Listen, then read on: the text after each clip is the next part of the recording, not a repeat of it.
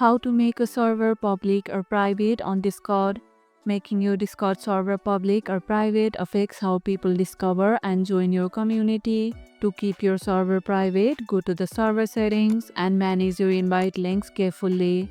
Don't create public invites and restrict few channels' permissions to roles you trust. To go public, you'll need to meet Discord's community server requirements. Head to server settings and enable community under the community tab.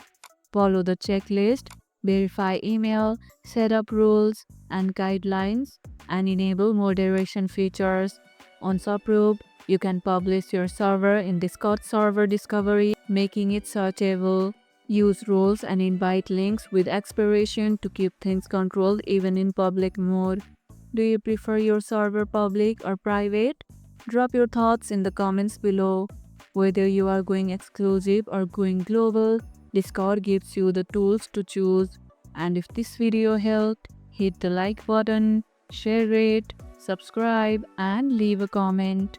Thanks for watching, and I'll see you in the next one.